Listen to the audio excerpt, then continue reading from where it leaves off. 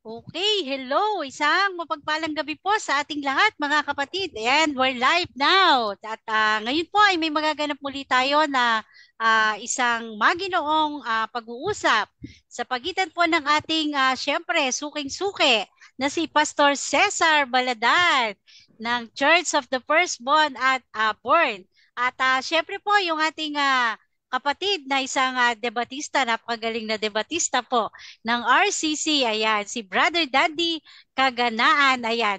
So, syempre, bago po ang lahat, ayan, so pa-share po ng ating live mga kapatid, at stay put lang po kayo dyan, marami po tayong matututunan, magnilay po tayo at mag-aral ng bawat pananampalataya, tayo po ay magsuri, ayan. Pero, ayan, so again, pakiusap ko po, ay pa-share po nung ating live dyan, ayan. So, siyempre, bago po natin na simulan ng ating debate na to, ay again, meron po tayong isang rules na siya po yung magsasaayos ng rules na ito, ng debate na ito, at upang tayo magkaroon ng isang maayos at payapang debate. So, hindi na po natin siguro patatagalin at babasahin na po natin yung ating magiging debate rules.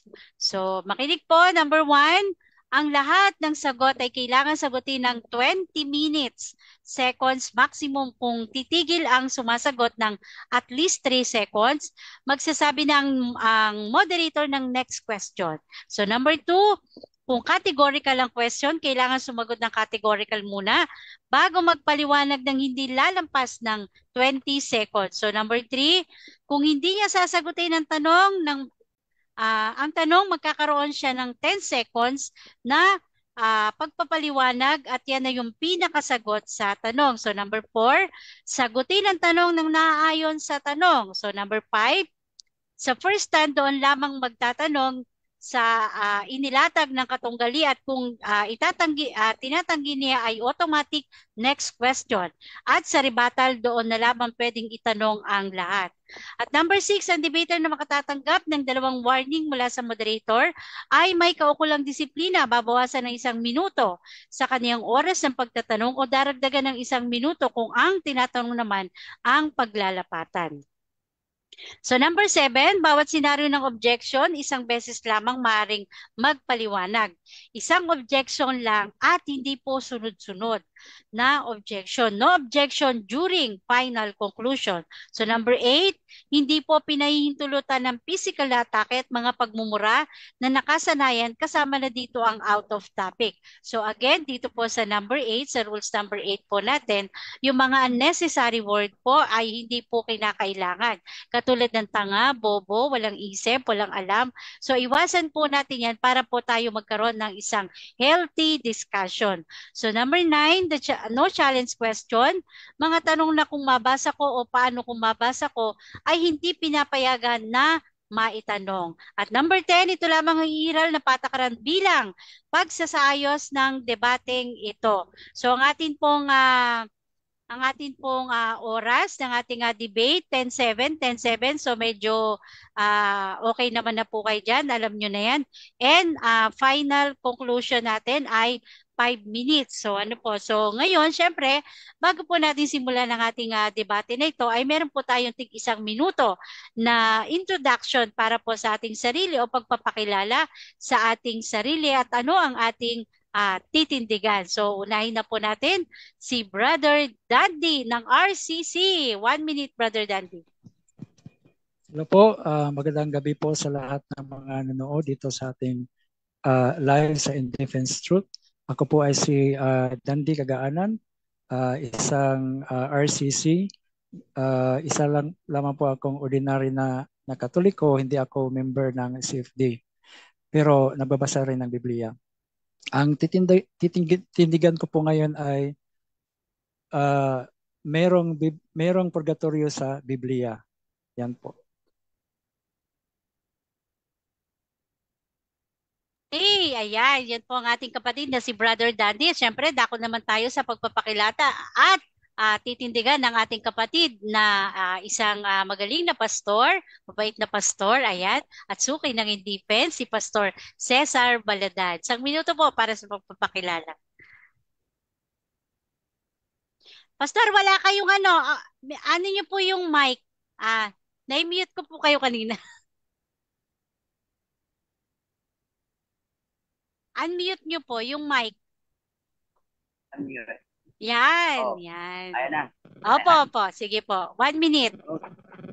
Okay, magandang gabi, Luzon, Visayas, Mindanao. Muli po natin ang paglingkod, Pastor Paladan, upang muli po nating pag-aralan ang mga katotohanan ayon po sa mga doktrina at mga aral ng ating pong kinaniban ng mga reliyon at mga sekta. Kaya po, magandang gabi po sa inyo lahat, mga nakikinig sa live at sa mga comment section, ay kayo po ay maghanda dyan sa inyong mga inyong pakinig upang kayo po ang mag-decision o magbulay-bulay kung alin po ang malapit po doon sa amin pong pagpapahayag sa gabi ito. Kaya maraming salamat po. Mag-decision lahat, lalo na po sa ating pong moderator. Mag-decision po. Okay, thank you. Salamat po, Pastor. Ayan. Okay. Parang nag-static po yung inyong yung inyong... Okay. Ayan, okay na po, okay na. Okay na. Okay. Kasi So, sisimulan... okay, pause, cancel. Okay, so sisimulan na po natin ang ating unang tindigan ng ating kapatid na Brother Dandy. So wait, mag-share screen po ako. Meron po kasi siyang presentation. So, again, okay, isang mapagpalang gabi po sa inyong lahat. At ngayon po ay kung ready na po ang ating kapatid na Brother Dandy. So yung kanyang 10 minutes para sa kanyang unang tindigan ay ready na. So Brother Dandy, so kung ready ka na, Brother Dandy. Tika lang po, Sis Nats. Okay, sige. So meron po siyang konting presentation para sa kanyang first time. So ang topic po natin ngayon ay purgatory at syempre ito ay titindigan ng ating kapatid na Brother Dandy na meron ito na merong purgatory sa Biblia. Okay, ready na po ako, Sis Nats. Okay. So Pastor Cesar, mute muna kita saglit ha. Mute kita saglit. Okay, Sige okay, po. okay. Yan. Okay, so Brother Dandy, 10 minutes. Time start now. Okay po, so ito is yung unang slides ko. The Catechism of the Catholic Church defines purgatory as a post-mortem final purification for all who die in God's grace and friendship, the elect but still imperfectly purified, so that they may achieve the holiness necessary to enter the joy of heaven. So ang purgatorio ay isang huling paglilinis para sa lahat ng namatay in God's grace and friendship, ngunit hindi pa ganap na nalilinis upang makamit nila ang kabanalan ng kinakailangan upang makapasok sa kaharian ng langit. So sa Hebrew 12:14 ang sabi, follow peace with all men and holiness without which no man shall see the Lord. So kung walang holiness, hindi ka makakita sa Panginoon. Next po, Sis Nads. Ayan, may ginawa kong illustration. So tingnan natin ang ginawa kong illustration ng purgatory. So merong dalawang box, point A at point B. Sa point A, ito yung moment of death kung saan ang tao ay namatay na nasa imperfect state. Sa point B naman, ito yung tao kung saan nagiging perfect state na siya in the full glory of heaven. So from being imperfect to perfect state. Kasi sa Hebrews 12:22-23, ang sabi, but you have come to Mount Zion, to the city of the living God, the heavenly Jerusalem. You have come to God, the judge of all, to the spirits of righteous made perfect. So ang mga righteous people, ginawang perfect doon sa heaven. Sa lifetime natin, ang buhay natin ay merong initial purification, middle purification, and final purification. Ang initial purification ay nangyayari at the beginning of Christian life nang siya ay nabautismuhan. Kasi sabi sa 1 Peter 3:21, baptism now saves you. Okay, so baptism now saves you. Pangalawa po, ang middle purification. Ito ay nangyayari sa lifetime ng tao matapos na bautismahan hanggang sa araw ng kanyang kamatayan. ang middle purification ay isang ongoing process of purification. Sa mga non-Catholics, tawag nila itong sanctification, which involves the purification and transformation of the believer habang nabubuhay ang tao. Hindi ito one-time event that occurs in our lives. Pangatlo po, kung ang tao ay namatay na hindi pa perfect, then hindi pa complete ang purification process. At dahil hindi pa complete ang kanyang purification at nabutan siya ng kamatayan, kailan gaganapin ang final purification? Ang final purification po or huling yugto ng paglilinis ay gagawin sa pagitan ng araw ng kanyang kamatayan at ng langit. So in between death and heaven. So dahil walang makakapasok sa langit kung may bahid na dumi o kasalanan according to Revelation 12:27, ibig sabihin po ang tao ay nililinis muna bago makapasok sa langit. At ito yung purgatory, the final purification. Next po, Sis Nads.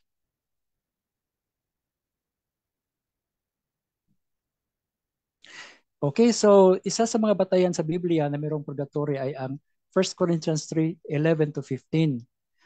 Ang sabi, for no other foundation can anyone lay than which is laid, which is Jesus Christ.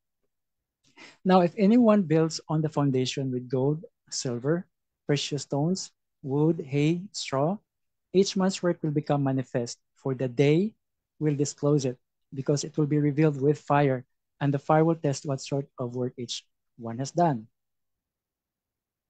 So, verse 14, if the work which any man has built on the foundation survives, he will receive a reward. If any man's work is burned, he will suffer loss, though he himself will be saved, but only as through fire. So verse 13, ang sinasabing the day is the judgment day. Kasi sa Hebrews 9:27, ang sabi, just as people are destined to die once, and after that to face judgment.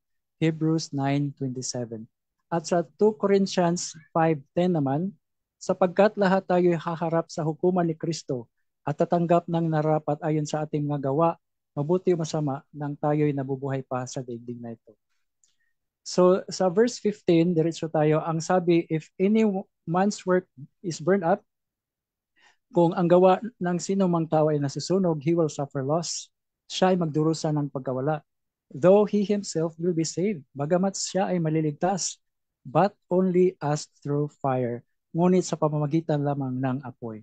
Now, ang tanong, ano bang klaseng apoy ito? So si Pope Emeritus Benedict XVI ay may magandang paliwanag dito. So sabi niya sa kanyang libro na Eschatology, chapter 7, page 230-231, ang sabi niya, the essential Christian understanding of purgatory has now become clear. Ang mahalagang pangunawa ng mga Kristiyano tungkol sa purgatory ay malinaw na ngayon. Purgatory is not, as Tertullian thought, some kind of supra-worldly concentration camp where man is forced to undergo punishment in a more or less arbitrary fashion. So to Tagalog po, ang purgatory ay hindi tulad ng iniisip ni Tertullian na isang physical na lugar kung saan ang isang tao ay parurusahan. Rather, it is the inwardly necessary process of transformation, which is a person becomes capable of Christ, capable of God, and thus capable of unity with the whole communion of the saints. So ito ay sa halip ang kinakailangang proseso ng pagbabago sa loob ng isang tao upang maging kahintulad ni Kristo, kahintulad ng Diyos, at sa gayon ay magiging kahalintulad ng buong komunyon ng mga banal. Ang sabi niya, encounter with the Lord is this transformation. Ang pagharap sa Panginoon ang pagbabagong ito. It is the fire that burns away our dross and reforms us to be vessels of eternal joy. Ito ang apoy na naglilinis sa ating mga dumi at bumubuo sa atin upang maging mga sisidlan ng walang hanggang kasiyahan sa langit. Binanggit din niya ito sa kanyang encyclical na Este Salve.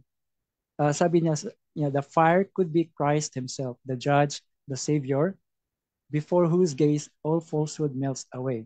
Na ang apoy daw ay maaaring si Kristo mismo, ang hukom at tagapagligtas, na sa harap ng kanyang titig, lahat ng kasinungalingan ay natutunaw. Sabi pa niya, this encounter with him, sabi niya, burns us, transforms and frees us, allowing us to become truly ourselves.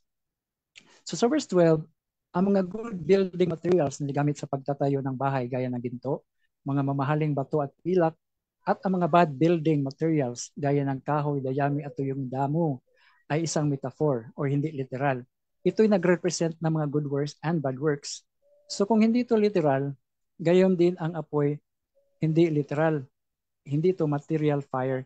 Dahil ang kaluluwa ay walang katawan, mahirap sabihin ng isang material na apoy or fire ay maaring makakaapekto sa kaluluwa. Ngunit gaya ng isang material fire na very painful and intense, binabago rin ito ang kanyang sinusunog. Ang substance ng sinusunog ng mga bagay tulad ng kahoy, dayami at tayong damo ay mag-iiba at magbabago. Ito'y nagtatransform pagkatapos itong sunugin. Hindi ito manatiling kahoy, dayami at tuyong dahon. So ganyan din, the fire here is not material fire but an intense transformation or pagbabago. At interesting to know, sabi sa Hebrews 12:29, our God is a consuming fire. Ang ating Diyos ay isang naglalagablab na apoy. At sa Malakiyas 3, versikulo 2 hanggang 3, ngunit sino ang makakatagal sa araw ng kanyang pagdating? Sino ang tatayo kapag siya'y lumitaw? Sapagkat siya ay magiging tulad ng apoy na tagapaglinis. So just like material fire that is intense and transformational, God is also intense and transformational. Therefore, the fire of purgatory is actually a transforming encounter with God Himself. Ngayon, matapos nating maibigay ang mga batayan sa Biblia, ito yung argument na kailangan tibagin. Saan matatagpuan ang lugar o estado na kapag namatay ang isang tao, ang kanyang kaluluwa ay huhusgahan, magdurusa sa isang panahon, and then maliligtas pa rin kahit dumaan sa apoy? Hindi ito maaring langit dahil hindi magdurusa ang isang kaluluwa sa langit at wala ring apoy doon. Hindi rin ito maaring impyerno dahil walang sinuman ang maliligtas sa impyerno. So kung hindi ito langit at hindi ito impyerno, ano pa nga ba ito? Wala nang iba kundi ang tinatawag ng simbahang Katolika na purgatorio. Purgatorio lamang ang makaka-explain ng passage na ito. At kailangan ito ang tinitiyatayo ko na dapat ibagay ni Pastor Cesar ngayon. May time pa ba si Snatch? Okay, almost, yan. Nakikita ba yung nakita ko. natin? Okay. Wala. So, stop sharing ko na. Okay, time is up. Okay, so dyan po nagtatapos ang ating unang tindigan ng ating affirmative na si Brother Dandy. So, at dadako na po tayo sa ating cross-exam ng ating negative side na si Pastor. So, first of all, shout out po tayo dyan, Brother Forehand Strike, Jeng Manalili, ayan, Arnel Jawod Segosyo, ayan, and si Broted, ayan, si Brother Adel, nandito kanina. Yes, mamaya, bigay ko sa'yo. At salamat po sa ating live viewers ngayon at sa lahat po ng mga nag-share. So, dadako na po tayo sa cross-exam ng ating Pastor Cesar.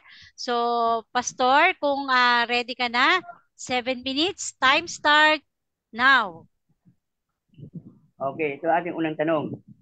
Ayon po sa binanggit na dito po sa Revelation 21:27, nililinis mo na bago magkapasok sa langit. Tanong, ano po ba ang panlinis dito na tinutukoy dito sa 21 ng pahayag, verse 27? Ano ang panlinis dito?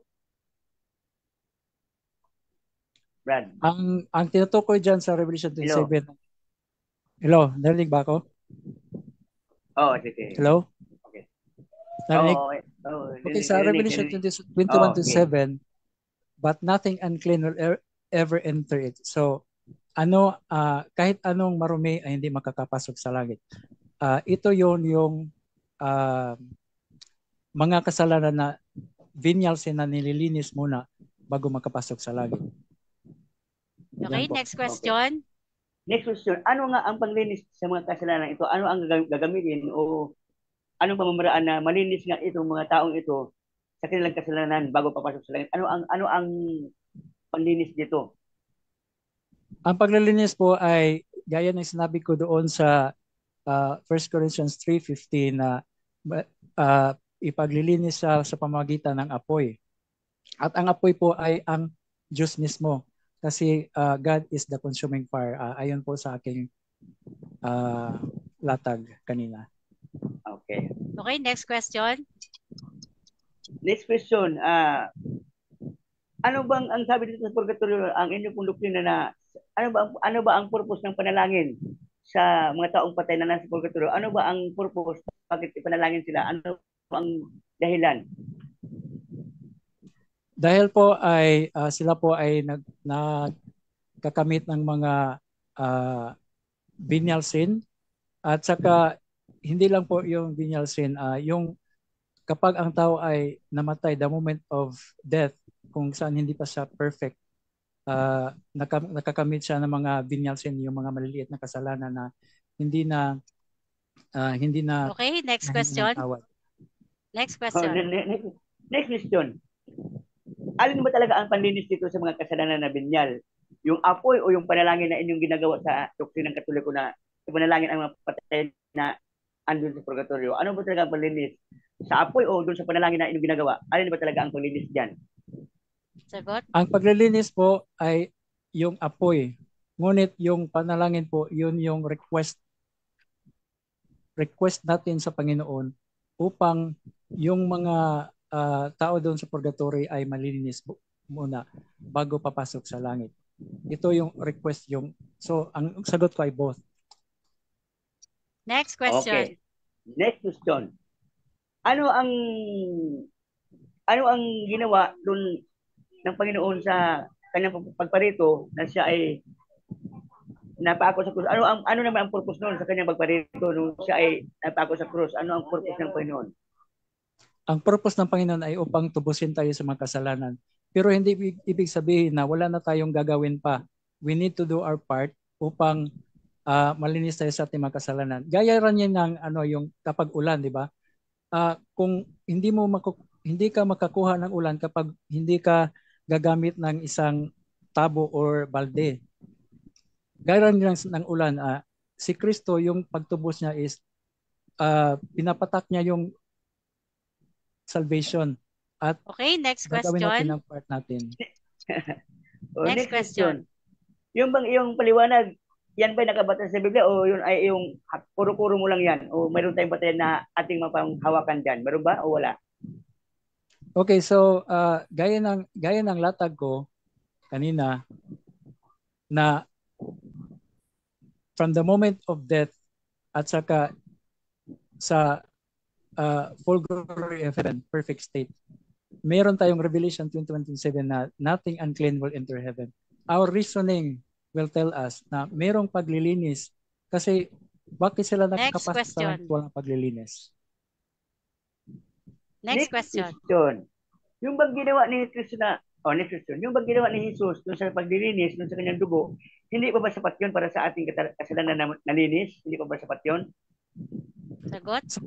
Sapat na po yun. Yun po yung tinatawag natin na atonement. Pero hindi ibig sabihin na wala na tayong gagawin pa.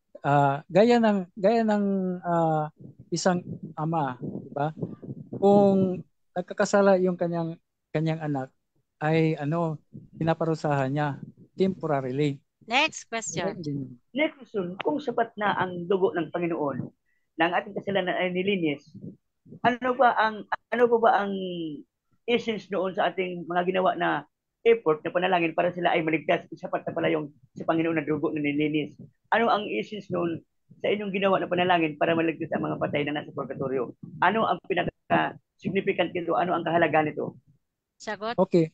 Ang kahalagaan dito ay yung tinatawag natin na communion of saints, kung saan yung church militant at saka church triumphant, which is in heaven, ay tumutulong sa pagpamanalangin sa church suffering, which is nandun sa kaluluwa sa mga purgatory. Next question. Next question. Yung bang purgatorio, yan ba existido noong unang panahon pa? O kailan lang nag-exist ang purgatorio? Kailan niya nag-exist? Ang purgatory po ay nag-exist noong nagkasala yung tao. Okay, next question. Next question. Anong panahon nung nagkasala? Kasi para lahat man mula sa pasimula nagkasala na eh. Anong taon, anong mga panahon yun? Panahon ng lumang tipan, mayroon na bang purgatorio o wala pa? Meron na po, gaya ng sabi ko, nang nakasala si Adan at si Eva, meron ng plano ang Diyos na salvation. Kaya yung purgatory nag-exist the moment na ang tao ay nagkasala. Si Adan at si Eva. Okay, next question. Next question. Okay, next question. Doon sa ilag, saan doon ang purgatorio? Eh, dalawa lang naman ang binanggit sa Biblia, langit at impyerno. Saan doon ang purgatorio? Okay, time is up, Pastor. Inabot. Time is up, Pastor. Pasensya na po, inabot. Okay. Okay, dyan po nagtatapos yung ating cross-exam ng ating negative side sa affirmative side. So, shout out po tayo dyan, Joel Poking Podilla, si Bro Joel ito. So, pa-share po ng ating live para po mas maraming marating itong pag-uusap na to ng ating dalawang kapatid na debatista. So, ngayon, dadako na po tayo sa stand ng ating negative side na si Pastor Cesar Baladad. So, Pastor, kung ready ka na po, 10 minutes, time start now. Okay po, atin pong libretahin ang kanya po mga nilatag dito po sa kanyang mga sinasabi na kung saan po, yung Revelation 21 verse 27, ang sabi niya, nililinis muna bago makapasok sa langit.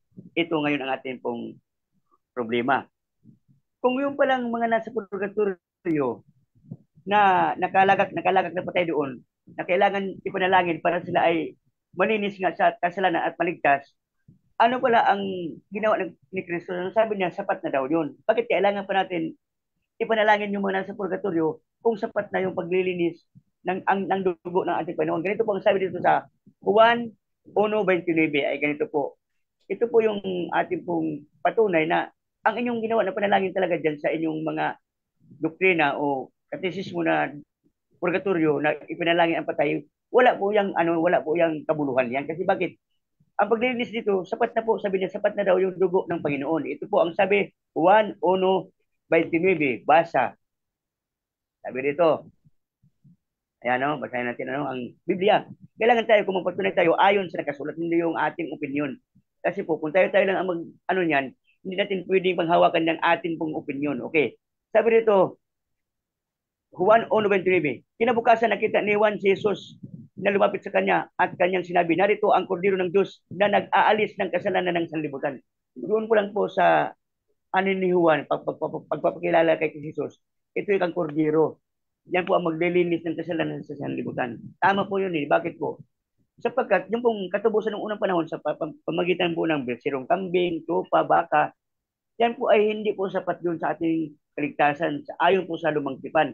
Kaya nga po, itong kordero na ngayon na inihain, itong si Jesus na mismo. Kaya yung kanyang dugo na nabuhos sa krus ng Kalbaryo, yun po yung panlinis po ng ating kasalanan. Hebreo 9, talatang 22.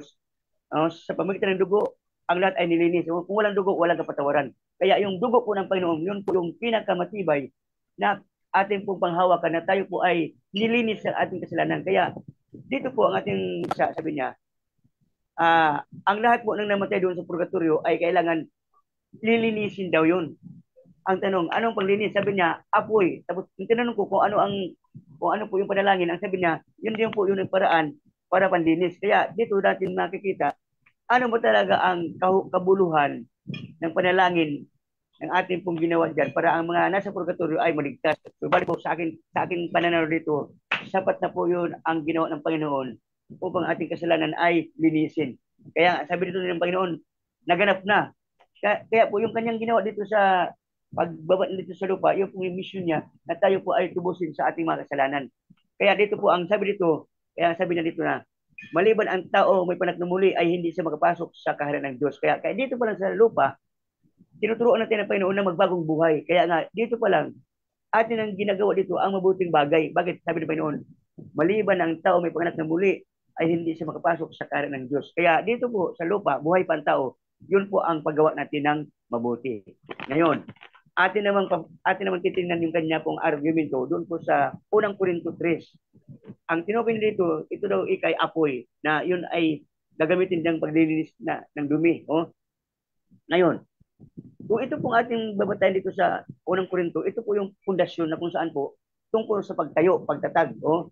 Kasi marami ngayon ang mga, ika nga sabihin Pablo, na mag-ingat ang bawat magtayo sapagkat may naitayo na ang pundasyon sa Kristo.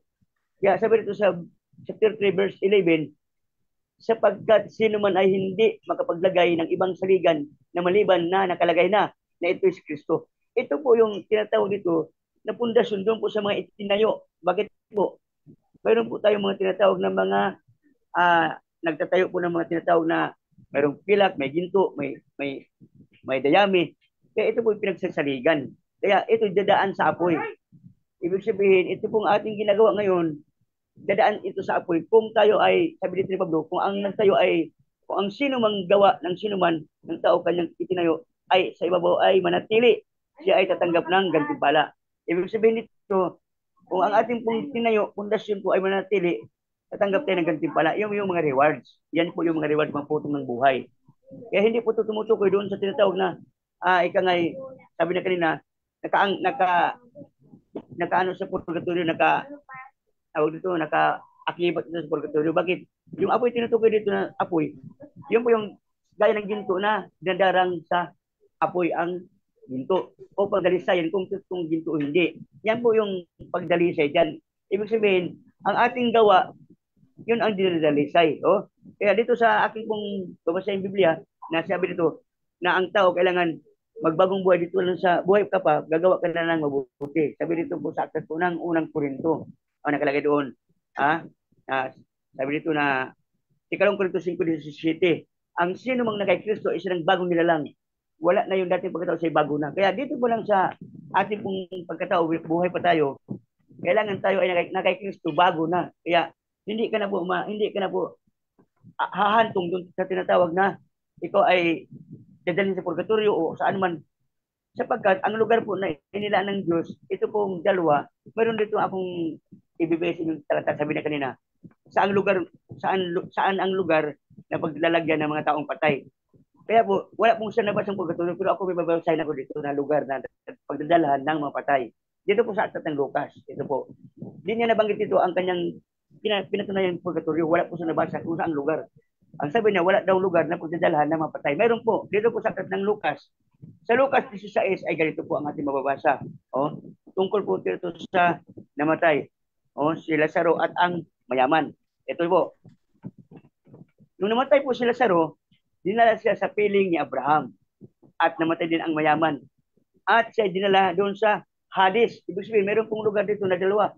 At mula sa Hades, na kanyang pinagdurusahan, ay tumangala siya at nakita sa malayo si Abraham at si Lazaro na kanyang kandungan. Ibig sabihin po, itong mayaman po, nakalagay doon sa Hades, isang lugar po yan. Pero ang sabi nito, mainit ito na lugar, sabi niya ng mayaman. Amang Abraham, kung maaari, utusan mo si Lazaro na isa-usa ang kanyang daliri sapagkat mainit ang lugar nito.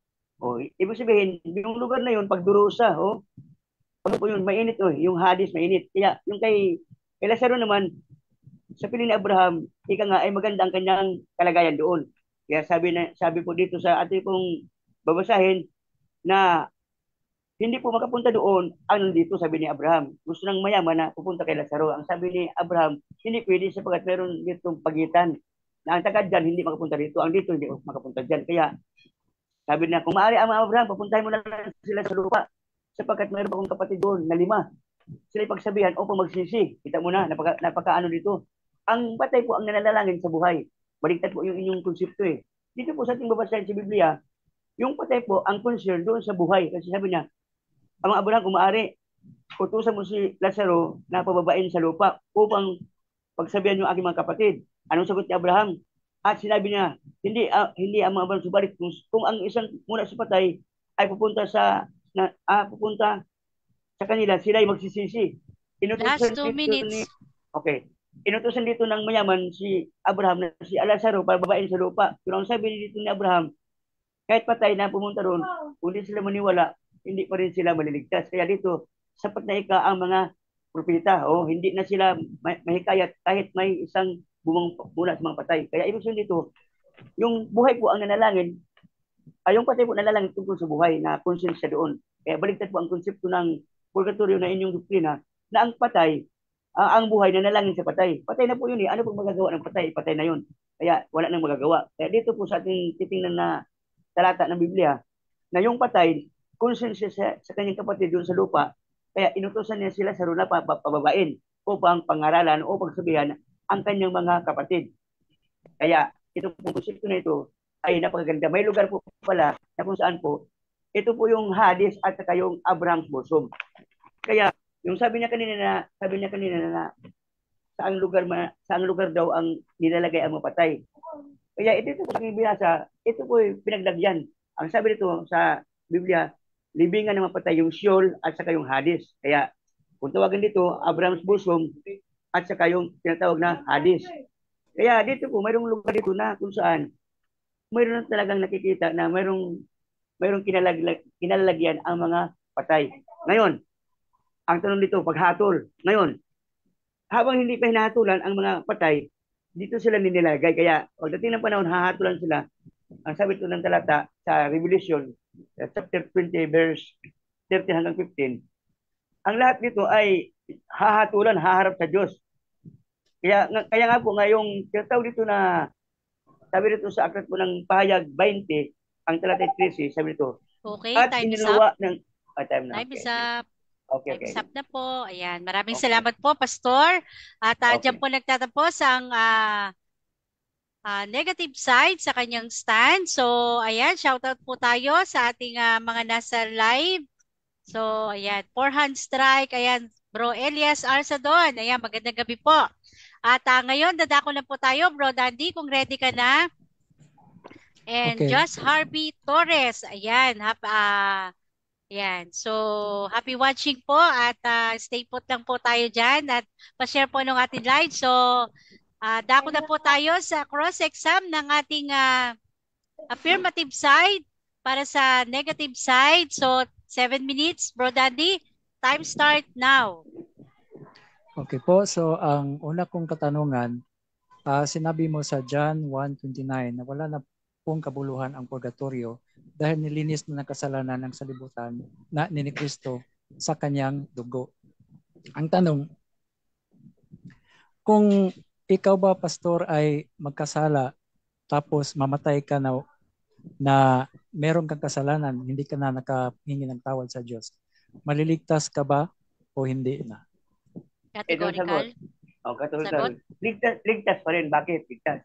Sa aklat po ng unang Korinto 2:5, kung kayo nakasala, mayroon tayong tagapamagitan. Walang iba kundi si Jesus. Tagapamagitan sa Diyos at sa tao. Kaya mayroon tayong abogado. Si Jesus ang bahala doon. Kaya yan ang aking pong pinanghawakan. Sagot. Okay, yan po ang sagot. Si Kristo po ang tagapamagitan doon sa nagkasala ng mga tao. Unang Time is up. 2:5. Okay, next question. So, ibig mo bang sabihin na kahit nakakagawa ka ng mortal sin or kasalanang na bigat na kasalanan, halimbawa pagpatay, ligtas ka pa rin kahit hindi mo pinagdudusan at hindi ka humingi ng tawad sa Panginoon, ligtas ka pa rin? Yan sinasabi mo ay okay, sagot. Kung ako tinanong mo hindi yung iba. Kung sa akin hindi ko magagawa yung papatay, bakit? Dito pa lang sa amin ngayon, dito pa lang mayroon ng utos huwag papatay. Bakit ko gagawin yun? Alam ko naman masama yun. Kaya sa akin hindi dalapat yan. Bakit? Hindi ko magawa yung papatay. Kaya hindi sa akin dalapat yan tanong mo. Kasi iniisip na pumatay. Kaya wala sa akin yung kasalanan na yan. Time is up. So next question. Okay, doon sa sabi mo Lucas 16 kung saan si Lazaro at ang mayaman ay ang mayaman nandoon sa Hades at saka si Lazaro ay nasa Abraham's bosom. Yun bang nasa Hades, ano yun? Impyerno o anong tawag doon? Okay. Ito sagot. Sagot. Yung Hades, yung po ay lugar na kung saan po pinaglalagakan doon sa mga namatay na kung saan mayroon silang mga kasalanan kasi ang mayaman dito sa atin kung titingnan, isang sakim na mayaman. Kaya ang kanyang kinalagyan doon sa Hades na kung saan pagdurusa na rin po yun. Mainit yun mainit. Kaya ibig sabihin patikim po yun. Hindi pa yun ang judge. Time is up. Next question. So ibig mong sabihin, hindi yon impyerno. Yun ay libingan ng mga patay. Yun ay pinaglalagaan ng mga taong patay. Yun po yung kanila pong kalagayan. Hades at saka yung Abraham's bosom. Doon po yun. Yun. Okay, next question. So bukod pa pala sa impyerno at langit, meron ding ibang lugar. Yeah, at yan ay tinatawag mo na Hades. Ganun ba? Yes. Yes, nabasa eh. Nababasa sa Biblia eh. Na doon talaga nilagay yung si mayaman, nakalagay doon. At ang mayaman naman tayo, doon nilagay sa Hades ng pagdurusa. Nandun talaga, hindi naman natin baliin yan eh. Walang purgatorio na lagay dyan. Wala kundi Hades yan. Walang purgatorio. Okay. Okay, next question. Next question. Sa Biblia, dalawa lang ang binanggit, langit at impyerno. Tanong, prueba ba na walang purgatorio dahil hindi binanggit ng Biblia ang purgatorio? Oo o hindi? Yes, wala talaga. Bakit? Yung pong lugar na langit at impyerno, doon po yun sa final judgment, kung saan po haharap lahat ng tao sa hukuman ng Diyos. Kaya dito sa Hades at yung Abraham's bosom, yan po yung mga lugar kung saan po dito na atin nakikita dito na mayroon talagang pinaghiwalay na lugar. Yung mayaman at si Lazaro, mayroon silang kakaibang ugali, kakaibang karakter, kaya mayroon silang kinalalagyan bawat isa sa kanila. O dati na maghuhukom, haharap tayo lahat. Kaya yung sa Hades, ilalagay na yun doon sa judgment, doon sa impyerno na yun. Ilalagay na siya doon. Next question. Next question. Next question. Okay, common sense ito na question, reasoning lang.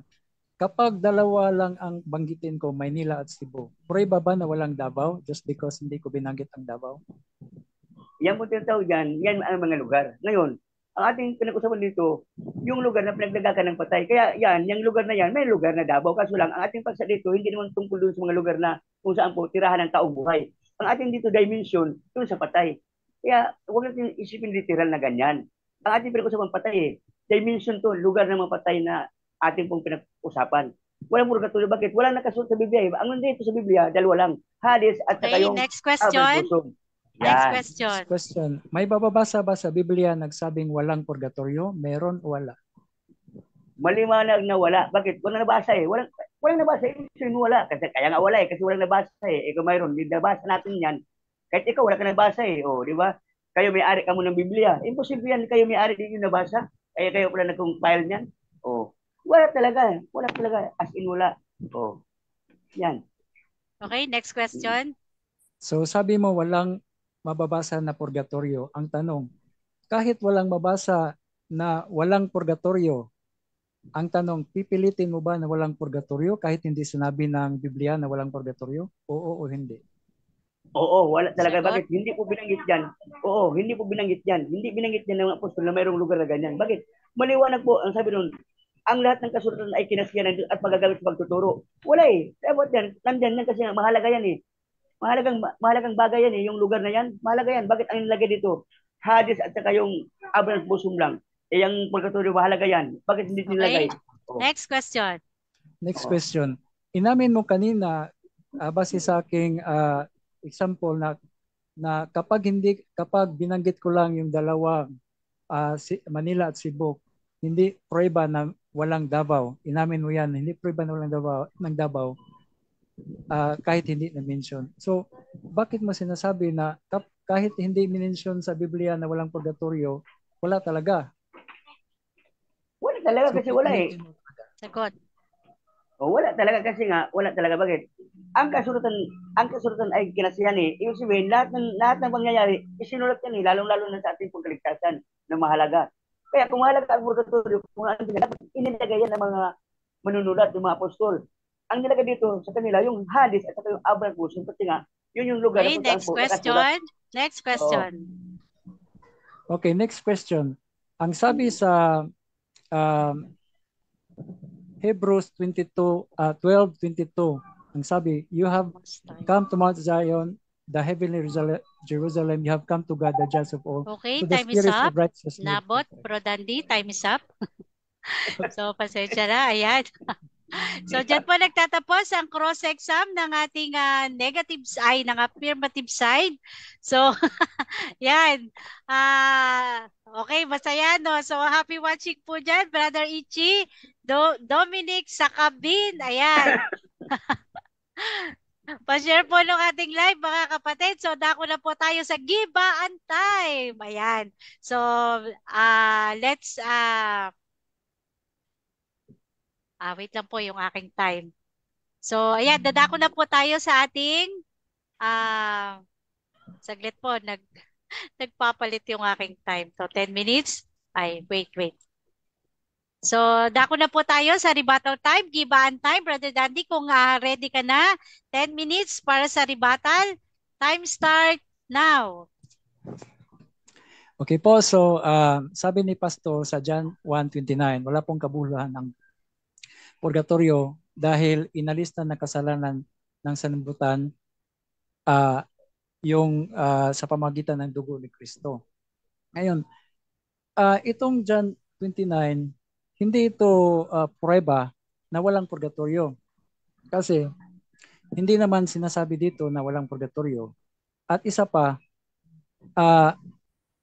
merong damage. Okay, so yung kasalanan natin ay merong damage. Okay, kung nakagawa tayo ng kasalanan, merong temporal punishment.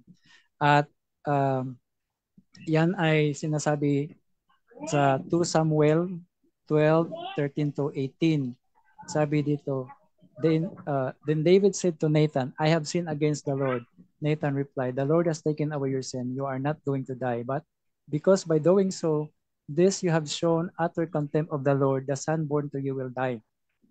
Dito sinasabi na kahit pinatawad na si David sa kanyang nagawang kasalanan, may damage pa rin ng kanyang nagawang kasalanan. Kaya pinababayaran ito sa pamagitan ng pagkamatay ng kanyang anak. Okay? So, dito natin makikita na kahit pa pinatawad na tayo, meron pa rin pagbabayad ng mga temporal punishment kasi merong damage na nagawa nating kasalanan. Halimbawa, susunugin ko yung bahay ng aking kapitbahay. Halimbawa, yan lang yan. Tapos, naghingi ako ng tawad at pinatawad ako ng aking kapitbahay. Kahit pinatawad niya ako, ay magbabayad pa rin ako sa damage ng nagawa kong kasalanan kasi nawalan siya ng tirahan. Yun yung still pagbabayaran na temporal punishment due to sin, even if it is forgiven. At sabi po ni Pastor na kahit daw nagkakasala, ligtas pa rin. Kahit mortal sin, ligtas pa rin. Hindi po yan totoo, mga kapatid. Kasi merong parusa sa isang kasalanang nagawa. No? Kung mamatay ka, halimbawa mamatay ka na may mabigat na kasalanan, paano ka mapapatawad na hindi ka naman nakapaghingi ng tawad sa Panginoon? No? So kailangan talaga merong paghingi ng tawad, merong purification habang nabubuhay ang tao. Ngayon, ang kasalanang nagawa ay meron tayong tatawag na mortal at venial sin. So, merong kasalanan na hindi hahantong sa kamatayan. Sabi sa 1 John 5:16, anyone sees his brother committing a sin not leading to death, venial sin, he shall ask and God will give him life. So, ito yung sin na hindi hantong sa kamatayan. At meron ding sin na hahantong talaga sa kamatayan. So, sa Ezekiel 18:24, ang sabi ito, if the just man turn away from his justice and do iniquity, all his justice that he has done shall not be remembered. So, sabi dito na kapag ang isang tao ay tumalikod at gagawa ng kasalanan, ang kanyang mga nagawang mga mabuting gawa ay hindi na ma-remember. Okay? So, taliwas ito sa sinabi ni Pastor na kahit patay na daw, ligtas pa rin. Pero bakit sabi ito sa Ezekiel 18:24 na kung ikaw ay gagawa ng kasalanan, tumalikod sa mabuting gawa, ay hindi ka ligtas. Lahat ng mga faith mo, hindi yun makakaligtas sa isang taong patuloy na gumagawa ng kasalanan. Ang tao ay kailangan na magrepent at mamuhay ng isang pamumuhay na good life. No? So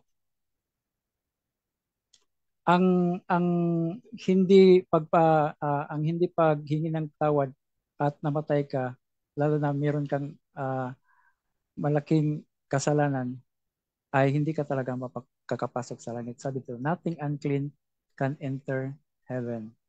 So kaya sabi sa Philippians 2:12, sabi ni San Pablo, with fear and trembling work out your salvation. Okay? So yung salvation mo raw, kailangan mong pagtatrabahuan na may kasamang panginginig. No? So, why if they're already saved, kung saved na, bakit pa kailangang pagtrabahuan ang salvation?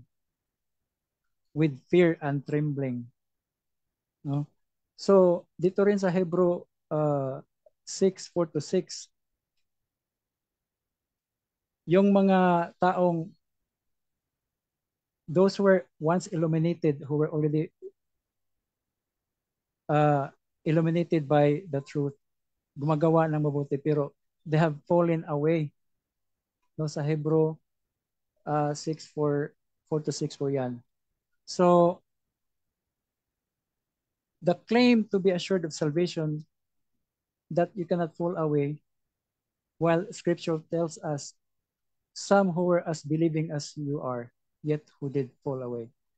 Ito yung mga taong meron ng paniwala sa Diyos, pero tumalikod, hindi na sila, wala nang salvation para sa kanila.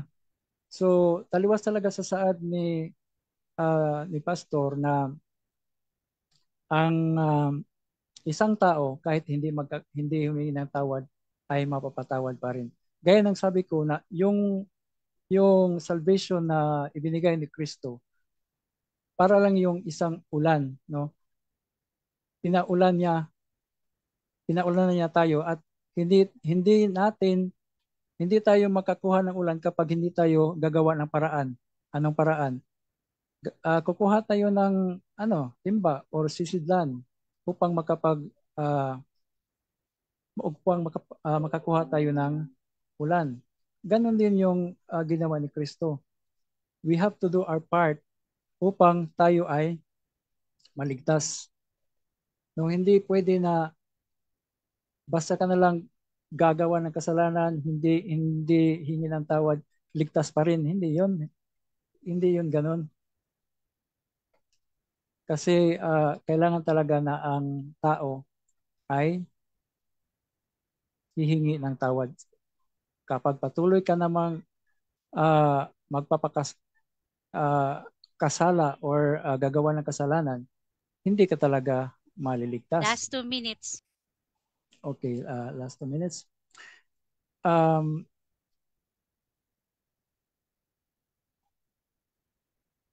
Okay, so sa Hebrews, okay, wait lang. Sabi dito sa 1 Corinthians 6:9-10, do not be deceived, neither the sexually immoral, nor idolaters, nor men who practice homosexuality, nor thieves, nor greedy, nor drunkards, nor revilers, nor swindlers will inherit the kingdom of God. Okay, so wala na, it will not inherit the kingdom of God. So sa sa Hebrews 12:14-7, the author once against allowing bitterness to take root in one's heart, stating that see to it that no one fails to obtain the grace of God, that no root of bitterness springs up and cause trouble, and by it many become defiled, that no one is sexually immoral, unholy, like Esau, who sold his birthright for a single meal. Okay? So, sa Matthew 31:32 din, merong unpardonable sin. No? So therefore, I tell you, every sin and blasphemy will be forgiven people, but to the people, but blasphemy against the Holy Spirit will not be forgiven. And whoever speaks a word of Son will not be forgiven, but whoever speaks again will be forgiven, but whoever speaks against the Holy Spirit will not be forgiven, either in this age and in the age to come.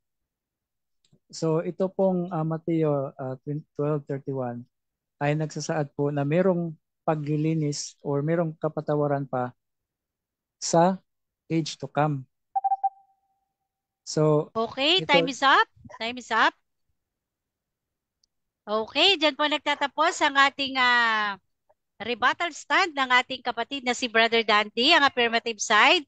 So, dako na po tayo sa ating cross-exam ng ating kapatid na si Pastor Cesar. So, 7 minutes para sa iyong cross-exam.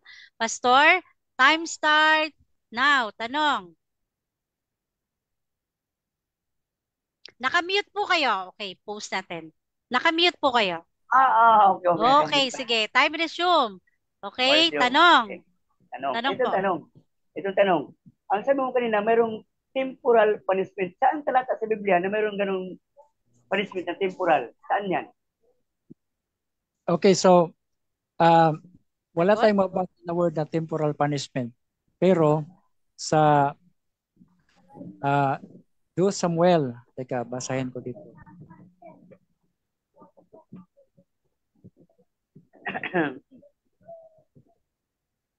Pwede pa post the time po. Yes, para hindi masayang yung ano ni... Oo nga, sayang yung oras. Okay, sige. Basa, bro, natin. Anong talata niya? Anong talata? Sa kalawang Samuel 2:12, verse 13 to 18. So sabi dito, Then David said to Nathan, I have sinned against the Lord. Nathan replied, The Lord has taken away your sin. You are not going to die. But because of by doing this, you have shown utter contempt of the Lord. The son born to you will die. So dito sinasabi na dito sinasabi na kahit napatawad na si David sa kanyang makasalanan, pinagbabayaran pa rin niya sa pamagitan ng pagkamatay ng kanyang anak. Kasi sabi dito, Nathan replied, The Lord has taken away your sin. You are not going to die. But okay, next question. Next question. Next question. Yung po bang bilanggit dito sa ikalawang Samuel, ito ba ay judgment dun sa impyerno o anong klaseng kasalanan to? Anong klaseng hatol to dito sa ikalawang Samuel? Ano to siya? Anong kaugnayan dun sa ating paksa sa ating tawag na purgatorio at sa impyerno? Okay, sagot. Ang kaugnayan po dito is merong damage due to sin that has a temporal punishment even after a man is forgiven. Okay, so merong damage, yung pagkakasala, merong damage. Kaya nang sabi ko na kapag susunugin ko yung bahay, pinatawad ako, pero kailangan pa rin bayaran ang mga damage na nagawa ko sa... Okay, next question. Next question. Okay. Ito yung sinasabi mo dito sa tinatawag na venial sin at saka yung mortal sin. Alin dito ang mortal sin na binabanggit ng mga kasalanan? Ano ito? Magbigay ka ng mga sample. Ano ang mortal sin? Okay, so ang mortal sin po, halimbawa ay yung mga mabigat na kasalanan ay yung pagpatay, mortal sin yan. Tapos yung Catholic Church, meron siyang binigay na vocabulary tungkol sa mortal sin. So merong kriteria, tatlong kriteria po yun. Grave matter, malalang paglabag sa batas ng Diyos o moral na mga alintuntunin. Full knowledge, ang taong gumagawa ng kasalanan ay alam ng kalubhaan at kahinatnan nito. At deliberate consent, ang tao ay kusang loob na gumawa ng kasalanan. Yung tatlong criteria upang maging mortal sin. Kapag isa sa mga ito, hindi mortal sin, venial sin. Next question. Ano naman yung mga venial sin ng kasalanan? Venial. Yan. Okay, so sinabi ko na kapag ang tatlong criteria to be considered mortal sin ay wala doon, walang grave matter, for example, or walang full knowledge, yun yung venial sin. Kailangan ang tatlong criteria to be considered mortal sin ay nandoon ang tatlo. Kapag isa sa mga yun ay wala, consider yun venial sin. Maliit lang. Next question. Next question. specific dito sa binyal sin para malaman din alin dito specific. Ang bagay kasi imposible wala kang Okay. alam kan. Okay, Example. specific. Gusto mo Okay, specific. time's up, Oh, time's up. Ay, Sorry. ano muna tayo? Time pause, Ay, time pause. So, Brother Dandy, patapusin mo muna yung tanong ni oo. Pastor bago ka sasagot. At syempre, kung yung naririnig nyo po sa akin na tunog, yun po yung 20 seconds na pagsagot po ninyo, no? Okay, so, Pastor, bago ko i-resume, meron ka pang 3 minutes and 39 seconds. So, paki-rephrase po uli yung question kay Bro Dandy. Pakiulit po bago oh, natin i-resume. ating dahan-dahanin. Ano naman yung specific na binyal sin? Yan. Ano sa magbigay ka ng sample, ilan yan, kung ilan lang. Sige. Okay, sagot? Time resume. So, example doon ay halimbawa, babasagin ko yung pinto. Okay? Kasalanan din yon. Tapos, hindi yon katulad ng pagpatay na grabe. No? Ang pagpatay ay hindi pantay sa pagbasag lang ng pinto. At sa pagbasag ng pinto, kapag hingi ako ng tawad, Okay, papapatawarin next ako. question. Next Okay. question. Next question. Familiar ka ba doon sa pahayag 21 verse 7 hanggang 8? Nandun yung kasalanan doon. Ano ka doon? Familiar ka ba doon sa mga nakalagay doon? Pahayag 21:7-8. Ito po ating babasahin. Ano ba to siya? Binal sin o mortal sin? Pahayag 21:7-8. Ito po nakalagay dito. Ang mga duwag, ang mga walang pananampalataya, ang sumusamba sa Diyosan, ang mga sinungaling. O, nakaganito. Ano siya? Ano to siya? Binal sin o mortal sin? Sagot? Pahayag 21. Sagot? Ang sagot po, iyon po yung klase ng mga kasalanang mortal sin. Okay, next question. Okay. Next question. Yun namang nasa purgatorio, ano naman yung mga kasalanan na piniidalangin para sila maligtas? Ayan. O ano Okay. yun? Anong Sagot? kasalanan? No? Okay, so gaya ng sabi ko kanina, ang mga kasalanan na nandun sa purgatory, kasi nabutan sila ng kamatayan, yun yung mga venial sin. Hindi pantay ang parusa sa kasalanan. Kung makakagawa ka lang ng kunting kasalanan, kunti lang yung parusa sa iyo. Kaya pwede pa rin Okay, yun next ipanalangin. question. Okay. Kung Next yung nasa purgatory ay venial sin, at ang sabi dito sa pahayag, sabi mo sa pahayag 21 ay venial sin, meron pa ba silang panahon para sila ay maligtas kung sakali sila ay namatay na? Yung mga nakagawa ng venial sin na kasalanan? So gaya ng Sagot? sagot. Okay. Gaya ng sabi ko, meron pang kaligtasan ang mga nakagawa ng kasalanan ng venial sin. Pero kapag mortal sin na, wala ka nang kawala pa. Hindi ka na maligtas doon sa impyerno. Okay, next question. Next question, ito. Ang sabi mo kanina, yung nasa purgatorio na venial sin ay meron pa silang kaligtasan. At dito naman sa ating binasa sa pahayag 21:7-8, yung bang sa 21:7-8 ng pahayag, meron ba yung kaligtasan doon na venial sin? Meron pa bang kaligtasan o wala na? Ang tinutukoy mo, Sagot? clarification lang po, Okay, Yes, time moderator. pause. Ano pong ibig niyang sabihin? Venial sin ba yun o mortal sin? Okay, pakiulit yung question na lang, Pastor Cesar. Pakiulit na lang po. Ulitin ko. Ang sabi na kanina kasi, yung sa pahayag 21:7-8, yun ay venial sin. Kaya, akin din sinasayad sa purgatorio, anong kasalanan ang mayroon sila? Venial sin. Itong tanong. Yung bang nasa purgatorio, may kaligtasan pa? Ang sabi na mayroon. Itong tanong ko naman, doon ba sa pahayag 21:7-8, yung mga venial sin, mayroong kaligtasan o wala na? Yes or no? Sagot? Doon po ay mga mortal sin. So ang mortal sin, gamit ng sabi ko, hindi yun, wala na yung kaligtasan. Ang venial sin lang po ay merong kaligtasan. Kasi sabi sa Hebrews 12:22-23, the spirits of the righteous made perfect. So mula sa pagka-imperfect, hindi perfect. Next question. Next question. Yung binanggit mo yung Hebreo 12:22-23, yun ba mga tao na yun? Yun ba yung mga nakagawa ng kasalanan o wala? Sagot? Ito, sagot. ito sabi dito is the spirits of righteous made perfect. Ito mga righteous na to na mga tao pero hindi pa perfect. So meron pa Ay, time mga is up. natitirang So, time is up. So, kasalanan. inabot po tayo. So, pasensya na. So, ayan. Napakaganda po. Tama kapayapa ng ating tanungan ngayon. So, ay, sorry. Ang dami kong orasan sa harap ko eh. So, maraming salamat sa iyo, Pastor Cesar, para sa iyong pagtatanong sa ating affirmative. So, ngayon, siyempre, dadako na po tayo sa rebuttal stand ng ating kapatid na si Pastor Cesar. So, kung ready ka na po, meron kang 10 minutes, pero bago po yan, shout out. Ayan, Brother Arnold Maglalang, magandang gabi din po sa iyo. So, share po nung ating live. So, Pastor, 10 minutes. Time start now.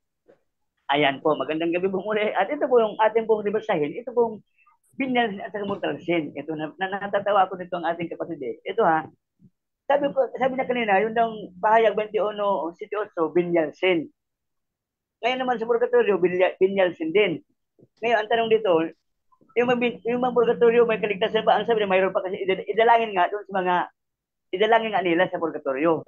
Ito talaga to eh. Ngayon, kung ating babasahin dito sa Biblia, yung nasa 21 ng pahayag, wala na rin yung pag-asa kasi ganito ha.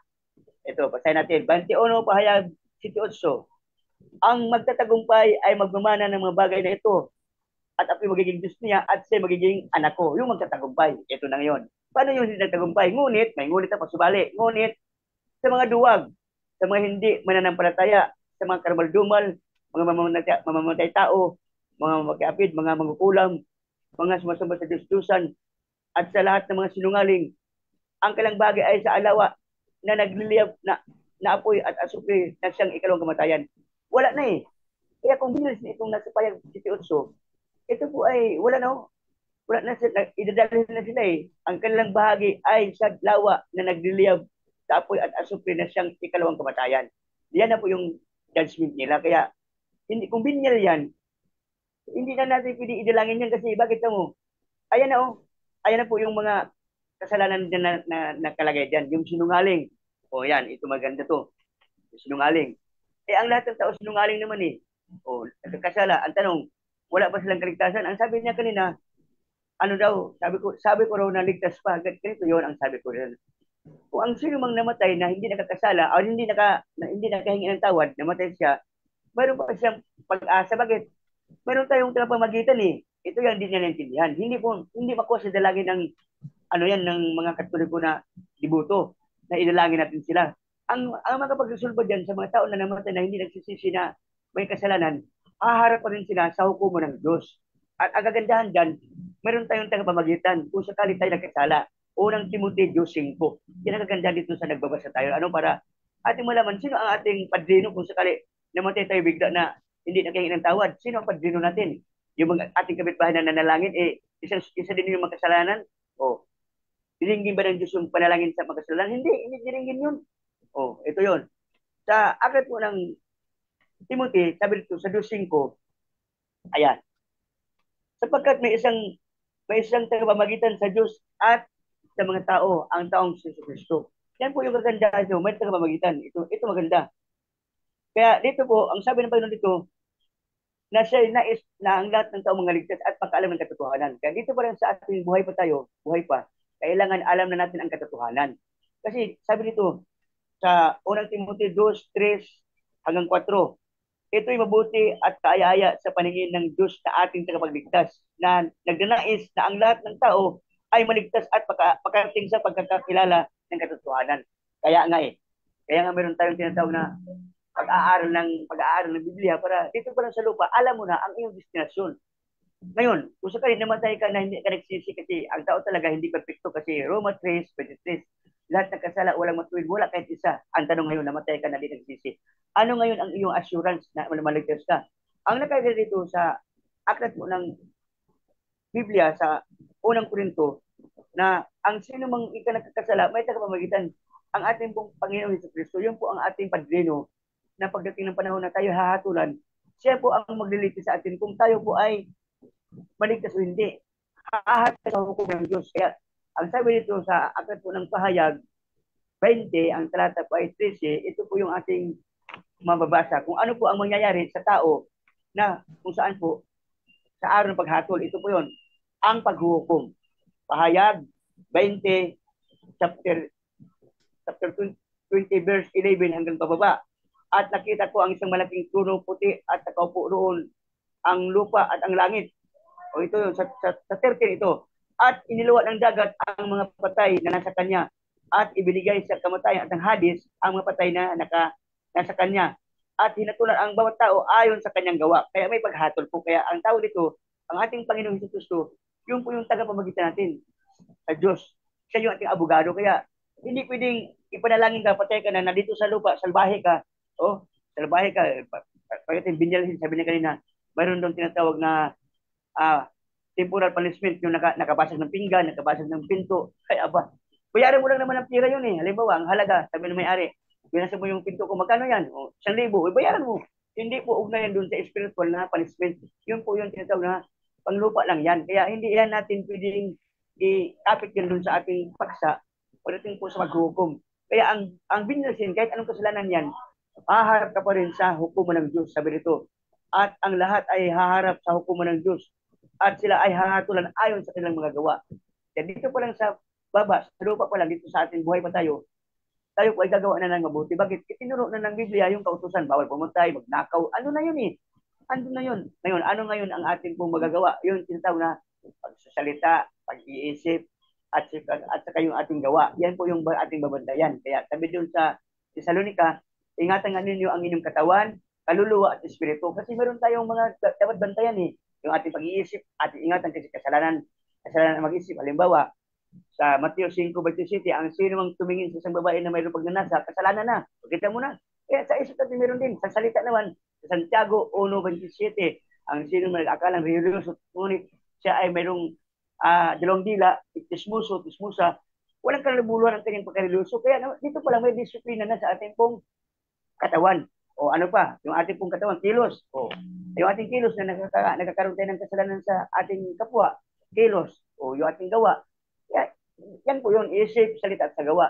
Yan po yung kasalanan na minsan ang tao nakakasala. So, may ng isip, salita at gawa. Yan po yung mga minor na mga kasalanan. Pero yung mga sinasabi mong pagpatay, pagnanakaw, yan po hindi na pwedeng idalangin yan. Bakit? Ano na yan eh? Kung sabaga, ano na yung ginawa niya na buhay pa siya eh. Namatay siya na din nagsisi. Ang kanya talagang destinasyon talaga yan. Hindi na pwedeng idalangin sa purgatorio. Bakit? Hindi natin pwedeng panghawakan yung iyong panalangin. Bakit? Ang sabi ng Panginoon, Isaiah 59:2, dahil sa iyong kasalanan, kaya hindi marinig ang dalangin mo. Ang tanong ko, yung ba nanalangin sa'yo, mabubuti ba din yan? Hindi din eh. Nakita mo mga buhay niyan, andun din eh. Masahol pa sa'yo eh. O, di ba? Nakita natin yan eh. Kasi ang ating kapitbahay, alam natin kung anong ugali, alam natin kung ano siya. Ngayon, manalangin sa'yo yan. Idilingin kayo ng Diyos. Hindi. Isaiah 59:2.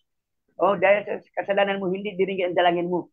Hindi diringgin yan. Kaya ang maganda dyan, ang assurance natin dyan, buhay pa tayo, ay magbago na. Ikalawang Korinto 5:17. Ang sino mang nakay Kristo ay sinang bagong nilalang. Wala na yung dating pagkakabago na. Kaya kami mga bunahin, wala lang pag-iingat. Pangalawa, talata, unang Juan 3:9. Ang sino mang ipinanganak ng Diyos ay hindi magpapatuloy sa pagkakasala. Kaya yung kabanalan, amin exercise, ito pa lang sa lupa, amin na siyang in-exercise. Ibig sabihin, amin na siyang ginagawa. Kasi bakit po? Sabi doon sa binasa niya kanina, wala makapasok sa langit na makasalanan. Kaya dito sa langit, dito pa lang sa lupa pa lang, nagsanay na kami na maging banal. Kaya sabi ng Panginoon, magpakabanal kayo sapagkat tumawag sa inyo ay banal. Kaya kami dito sa lupa, kami po ay maging banal. Paano maging banal? 1:17. Ang salita mo ay katotohanan, pakabalin mo sila sa katotohanan. Kaya ang amin itong pinag-aralan, ito pong salita na katotohanan, ang Biblia. Kaya yung purgatorio mo, hindi natin piling ikapit sa kaligtasan. Bakit? Hindi natin dito nabasa na mayroong buhay na nalangin sa patay. Ang ating nabasa dito, yung patay na nalangin sa buhay. Sila Saro at yung mayaman. Ang sabi ng mayaman, ang mga Abraham kumari, utusan mo sila Saro bababa sa lupa sapagkat meron akong kapatid din ng 5. Pagsabihan sila para magsisi. Di ba? Baligtad eh. Ang konsepto dito, ang patay, ang concern sa buhay. Tayo ngayong mga buhay dito, pag namatay na tayo, hindi na tayo pinidalangin sa mga buhay. Bakit? Nung buhay tayo, salbahe tayo, mamamatay tao tayo, magnanakaw tayo, sakim tayo, gaya ng mayaman. Andun yung karakter ng isang mayaman na sakim, ang kanya pong destinasyon sa Hades, pagdurusa. Ngayon, tanong niya kanina, impyerno na ba yun? Hindi ba impyerno yun? Hindi yun, pero ano na yun? Pagdurusa yun. Bakit? Mainit eh. Sabi ng mayaman, Amang Abraham, kumari isaw-saw mo ang daliri ni Lazaro kasi mainit dito sa lugar na ito. Yung lugar na yun, mainit pala yun. Kaya ngayon, yung purgatorio na sinasabi mo, saan dyan ihambing ang purgatorio? Saan mo ilagay yan sa dalawang lugar? Abraham Puso o yung Hades? O saan dyan? Kasi ako, ang tanong mo, Time ang is up. purgatorio, time's up. Time is Okay. up na po. Opo, time is up na po. So, dyan po nagtatapos ang ating rebuttal stand ng ating kapatid na si Pastor Cesar. So, dadako po tayo sa ating cross-exam ng ating affirmative. So, bago po yan, shout out po tayo dyan sa comment section.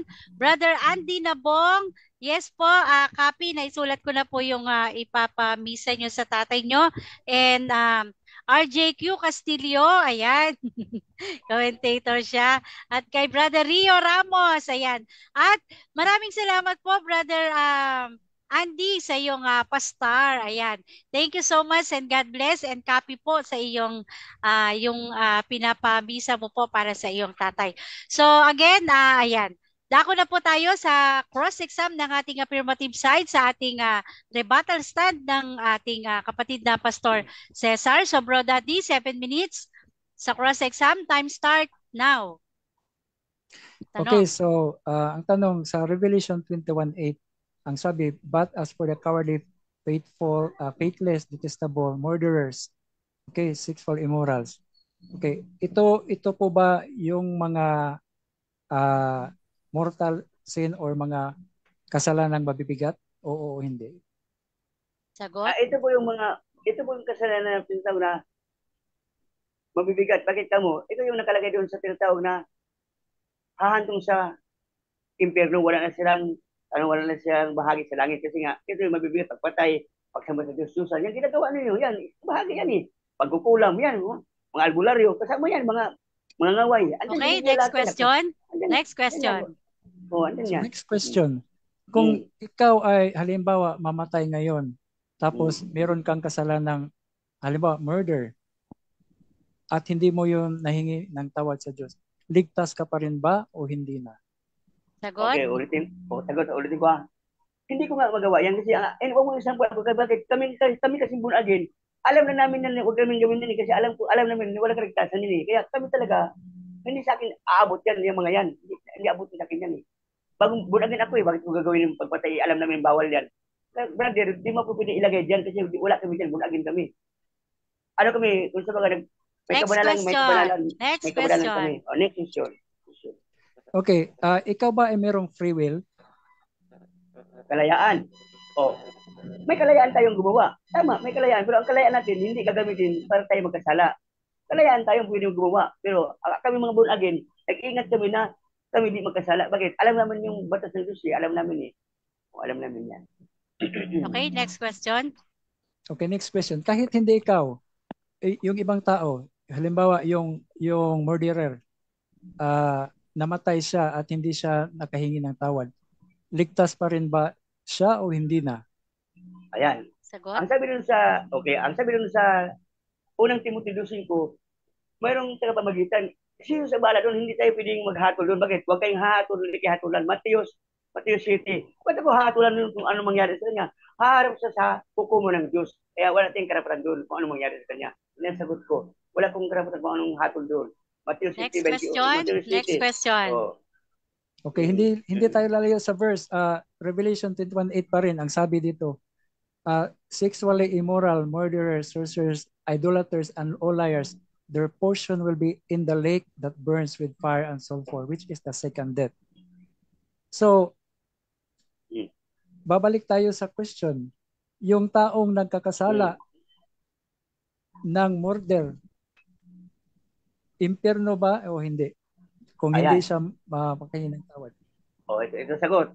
Pag hindi niya napagsisihan yun at namatay sa gayong kalagayan, maliwanag talaga dito na siya ay dadalhin sa ikalawang kamatayan sa impyerno, as super apoy. Yan.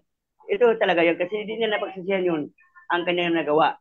Ayan ha, maliwanag yun ha, sagot ko. Hindi ako ha, yung iba na namatay siya nang dinagsisi. Kung nakapatay siya, ganyan. At namatay siya sa ganung kalagayan. Ang sabi dito talaga, ang kanyang bahagi talaga sa lawa na Okay, next question. Next question. Next question. Okay, next question. Hindi ba ang Diyos ay justice? Sagot? Yes, justice siya. Oh. Yes, justice. Pero justice ang Panginoon. Oh. Ang Diyos ay maibigin, maunawain. Pero mayroon na ditong babala ang Diyos sa mga nagkakasala. Kaya nga, mayroon din siyang binigay na utos. Kaya nga may kautusan eh. Sundin nyo ang kautusan kasi ang bawat kautusan may ukulang parusa. Sabi sa Roma 3:1, pasakop kayo sa batas. O, kasi ang batas ng tao ating sinusunod. Okay, halimbawa, next question. Okay, Next question. Next question. So kung ang Diyos ay justice, hindi ba ang parusa sa kasalanan ay ibabase sa kung gaano kabigat ang nagawang kasalanan? Halimbawa, ang parusa sa kasalanan ng pagpatay, hindi ito pantay sa parusa na ipapataw sa taong nagkagawa lamang ng maliliit na kasalanan? Oo o hindi? Oo, hindi. Okay. Yan po yung Sagot? tinatawag natin dyan na wala tayong mababasa sa Biblia na pag ikaw nagkasala ka na maliit lang ay ang iyong maliit lang din wala tayong mababasa diyan maliban doon sa kalagayan ni Lazaro at ng mayaman. Si Lazaro nandun sa piling ni Abraham, bagamat si Lazaro ay hindi perfecto, maaari, pero ang kanyang sentensya ay maganda kasi andun sa piling ni Abraham. Yung sakim na mayaman, okay, next question. Biblia, mabigat yun. Okay. Next question. Okay, so wala tayong mabasa, sabi mo, hindi binanggit sa Biblia na hindi pantay ang kaparusahan. Okay? Kapag ba hindi mabasa, prueba ba yan na wala talaga, walang justice? Sagot? Sagot ha. Ang Biblia po andito lahat, huwag dagdagan, huwag bawasan.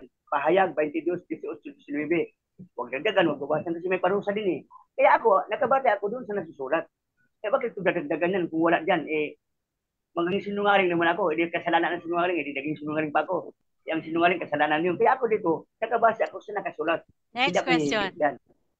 Next question. Okay, so doon sa Hebrews 12:22-23, sabi dito the spirits of righteous made perfect. So ginawa silang perfect. So before sila naging perfect, imperfect ba sila o hindi? Lumalakad sila sa kabanalan. Halimbawa si Abraham, tinawag siya na ama ng mananampalataya. Talaga ang kanilang tularan ang kanilang mga pananampalataya. Sa apostol naman, nakalagay doon sa aklat po ng Hebreo na alalahanin ninyo ang mga nagtuturo sa inyo ng Diyos at tularan ninyo ang kanilang pananampalataya. Kaya talaga sila ay lumakad sa kalooban ng Diyos. Kaya talaga sila? May kabanalan talaga. Kaya, next question. Next question sa Lucas 12:47-48. The servant who know his masters would not be will receive a severe beating. The one who did not know and did what deserved a beating will receive a light beating. Sabi dito, hindi pantay yung parusa. Bakit sinabi mo na pantay? Kasi walang bababasa. Ito sagot. Okay, time is up. Time is up na po. Tama na lang po natin yan sa ating final conclusion. So, dyan po nagtatapos ang ating cross-exam ng ating affirmative sa ating negative side. So, napakaganda po. Shout out po sa atin dyan at sa lahat po ng mga nag-share. Brother Monching Kaling, Brother Mon, magandang gabi po sa iyo. At dyan po sa atin, sa comment section at sa atin sa live viewers natin.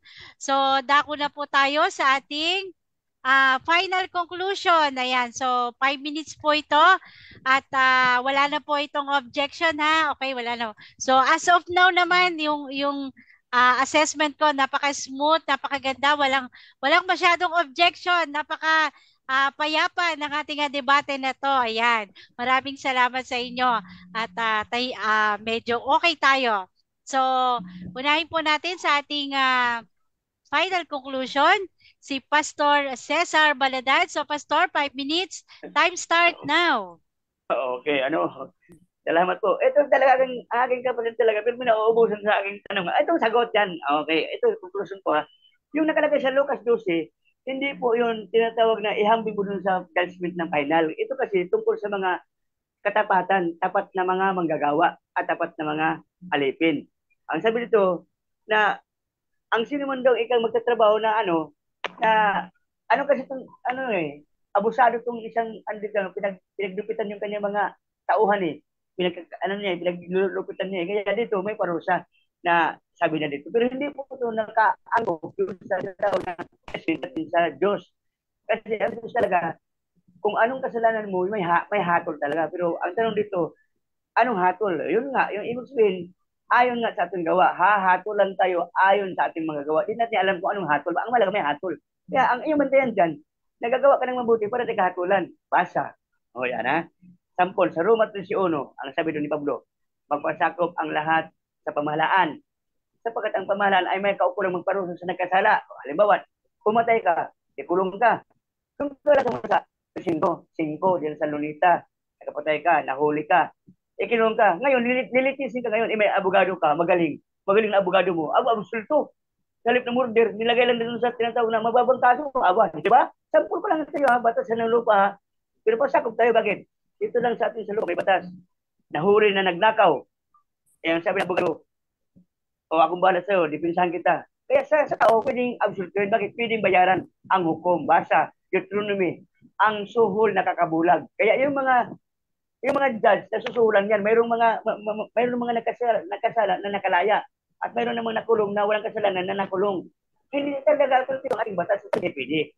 Ano ang iyong kasalanan nakikita ng Diyos? Kaya nga sabi dito, at hahatulan kayo ayon sa inyong gawa. Kaya ang Diyos kasi mayroong aklat na buhay. May aklat ng buhay at may aklat ng gawa. Kaya ang ating bawat gawa, nakalikot sa Diyos yan. Anong sabi? Saan ka galing anghel? At panaog, nag-record. Nililista tayo may CCTV nga lahat ng kilos mo kita nga Ang Diyos pa kaya, ang kanya nasa langit kita tayo lahat. Kaya brother, hindi mo pwedeng ihambing yung Lucas 12 kasi nga, yun ay tungkol sa pantao na parusa. Kaya sa bulang kita, nakulong na walang kasalanan na pagbintangan lang na bragansa. Abay, nakulong, bakit? Wala na kasi tayo sa kulungan. Kaya kawawa, umabot ng taon. Pero yung mayaman na mayroong kansador, mayroong abogado, abay, nakalaya, kinabukasan nakalaya. Kaya po, abogado tayo, Diyos. Jesus ang ating padrino. Ako ang daan at katotohanan. Walang makapunta sa kundi sa pamagitan ko. Kaya Jesus tayo ngayon magpakampi. Kaya yung panalangin sa patay sa November 1, wala yan.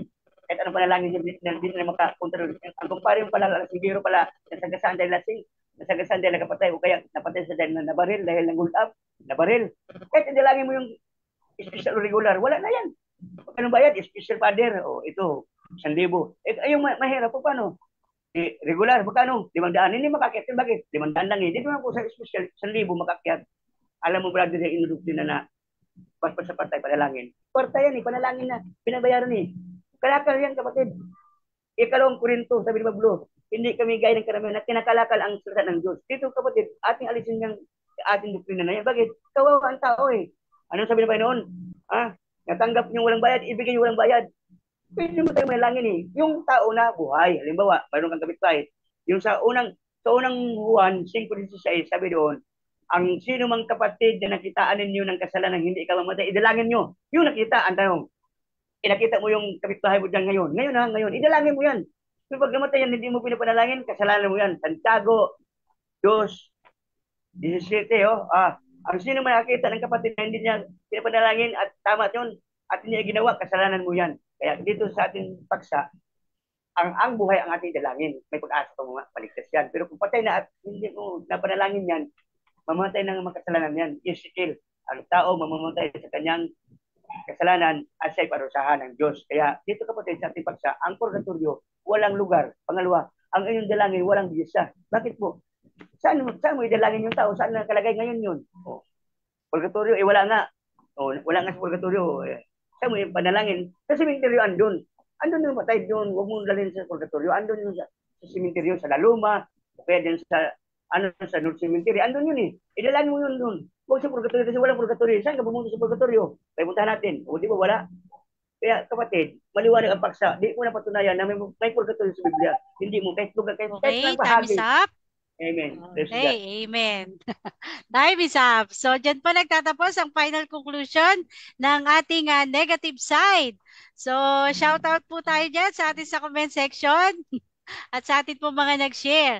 At syempre, dako na po tayo sa final conclusion ng ating affirmative na si Brother Dandy ng RCC. So, Brother Dandy, 5 minutes. Time start now. Okay. Hindi talaga kapanipaniwala ang mga sinasabi ni Pastor kanina. Tinanong ko siya, kahit ba yung murderer nagkakasala at hindi nakahingi ng tawad at namatay, sabi niya, ligtas pa rin daw. Kasi meron daw tagapagpamagitan, si Kristo. No? Tapos sabi naman niya, kung buhay pa daw, meron pag-asa. Kung patay na, wala na. So ano ba talaga? So parang ang mga argument ni Pastor ay pasok labas. Parang inconsistent, inconsistent yung kanyang mga sinabi. Ngayon, ang masabi ko dito sa purgatorio, bagaman lahat ng nakasulat sa Biblia ay totoo, hindi lahat ng totoo ay nasa Biblia. Ang pagpatuloy na paghingi ng patunay mula sa Biblia para sa lahat ng bagay na parang ang Biblia lamang ang tanging pamantayan ng dapat tanggapin o tanggihan ay isang maling theory.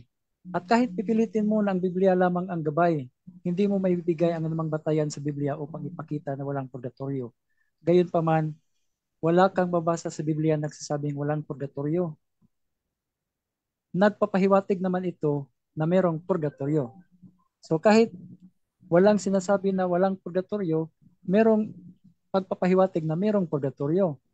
So hindi tayo, wag tayong malito sa isang pangalan lamang. Ang bagay, hindi ang pangalan ang pinag-usapan. In fact, pwede na kahit walang pangalan ng isang bagay ay existing o meron na ang bagay na yun. It is not a name of a thing that makes a thing to exist. Halimbawa, ang ating bansa, existing na ang ating bansa kahit wala pang pangalan. Ganyan din ang purgatorio, kahit wala siyang pangalan, existing na ang purgatorio. So hindi ang pangalan ang prueba upang mag-exist ang purgatorio. Na kung sasabihin mo na dalawa lamang binanggit ng Biblia, heaven and hell, kaya walang purgatorio, mali ang theory yan.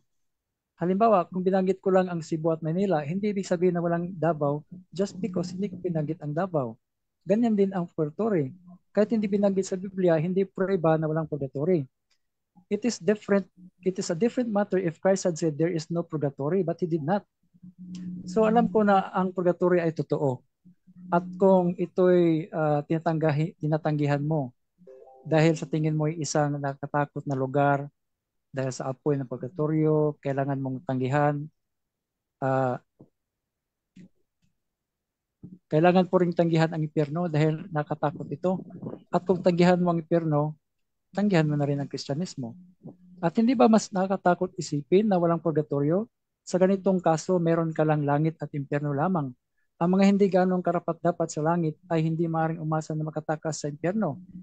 Mas nakakatuwa isipin na may mga taong hindi ganong mabuti para sa langit, ngunit hindi rin ganong kasama para sa impyerno at sila pinagdala sa purgatorio hanggang sila ay sapat na malinis para sa patungong langit. So, alam natin na araw-araw merong namatay. Pagpalagay natin 1,000 katao namatay araw-araw. Tumatanggi ako na maniwala na silang lahat ay papuntang impyerno. At sigurado naman ako na hindi sila lahat karapat-dapat sa agarang papasok sa langit. Bukod dito, mas mahirapan kang patunayan na walang kaluluwa sa purgatorio. So, dagdag ko lang, ang Doctrine of Communion of Saints, naging membro tayo sa katawan ni Kristo sa pamagitan ng bautismo na siyang katawan ni Kristo siyang iglesia kung saan siya ang ulo. Ang iglesia ay may tatlong bahagi, Church Militant, Church Suffering, and Church Triumphant. Ang Church Militant ay tayo dito sa lupa, Church Suffering ang mga kaluluwa sa purgatorio, at ang Church Triumphant ay mga kaluluwa sa langit. Sa isa lang katawan ni Kristo sa lupa, sa purgatorio at langit.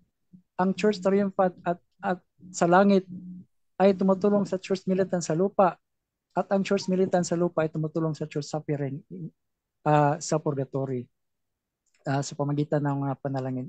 Nasa Doctrine of Communion of Saints yan na lahat tayo dapat magdasal sa isa't isa. We care for one another. If one member suffers, all suffer together. If one member is honored, all rejoice together. Sabi sa 1 Corinthians 12:12-27. Yan lang po. Okay, almost time. So, dyan po nagtatapos ang ating final conclusion ng ating affirmative side. So, ayan, napakaganda po ng ating debate. Napakapayapa at napakaayos po talaga. So, syempre siguro talagang maginoo yung ating dalawang debatista na ito. At shout out po dyan sa atin sa comment section, sa ating live viewers at sa lahat po na nag-share. Maraming salamat po sa inyong lahat. At syempre, bago po tayo magtapos dito sa ating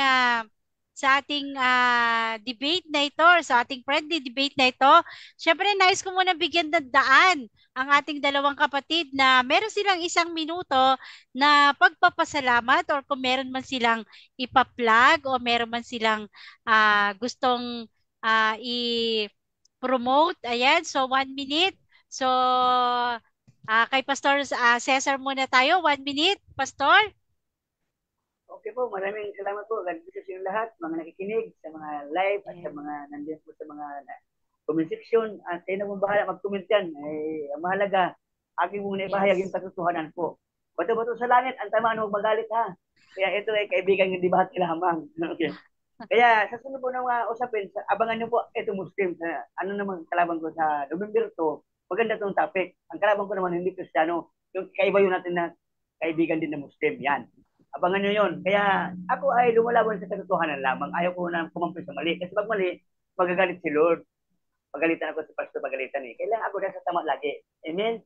Salamat po at God bless po. Salamat sa inyong platform na ginamit ng Panginoon upang maiparating ang mga ganitong uri ng pag-aaral. Napakaganda din ako nagpagod na pumunta sa bahay-bahay. Dito lang pala. Kaya aking promote ko sana yung aking live na mga doktrina sa aking pong page na mga ngaral. Ang mga ngaral. Yan. Ano po yun? Gusto kong magpaturo kay Sister San kung paano ba yung gagawin yung ganyan mga live na yan. Kasi okay, sige po. message lang.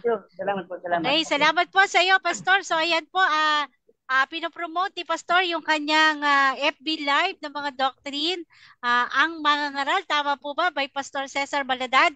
At syempre, abangan nyo po yung iba pang debate dito. At sa November 2, sa kapatid po natin na Islam na at si Brother, si Pastor Baladad pa din po. November 2 po yon, 8 p.m. ng gabi. Dito po din yan sa In Defense of the Truth. Ayan. So maraming salamat po sa iyo, Pastor. At dako naman po tayo sa ating Brother Dandy para sa kanyang pagpapasalamat. 1 minute, Brother Dandy. Time start now. Salamat po sa lahat ng mga nakikinig at nanonood sa ating In Defense of the Truth friendly live debate. Sana po patuloy kayong manonood dito sa In Defense of the Truth. From time to time po ay magtutok ako dito at meron ding ibang kasama natin na magtutok about sa ating katolikong pananampalataya. So sa lahat na makikinig, sana po ay naunawaan ninyo ang aming mga inilata ngayong gabi at magnilay-nilay po tayo kung sino pa talaga ang tama. Okay? So salamat po sa lahat na nakikinig. Yan lang po. God bless ating lahat. Okay, thank you so much, Brother Dandy. At bago po tayo magtapos, Brother Dandy, may nag-aamon sa iyo ng debate doon sa atin sa comment section kanina. So, na-screenshot ko naman siya. Si Baptist pa rin, si Brother Dino, patutunayan niya na sumasamba daw tayo sa larawan. Ayan. So, kung sabihin mo lang sa akin kung okay ka at kailan yung available mo, available time mo, no? o yung oras mo. Okay tayo dyan. Hanap lang tayo ng available time. Yes. I-message mo lang sa akin agad at i-message natin kay Brother Dino. Ayan. So, na-screenshot ko yung kanyang hamon. So, message na lang natin. So, once again, maraming salamat po sa ating dalawang napakaginoong debatista at yan nga po sa ating mga nakikinig at sa ating po mga nasa live viewer. Kayo na po yung bahalang magdilay ng bawat latag ng pananampalataya ng dalawang magkatunggali na ito or magka-usap na ito. So, salamat po at hanggang sa muli at marami pa po kayong aabangan na debate dito sa atin sa In Defense of the Truth. Marami po tayong mga naka-sked, inaayos ko pa po. So, abangan nyo po yan lahat at ang pagpapahayag na ito ay isang uri ng ating evangelization, pagpapaliwanag ng ating pananampalataya. Amen?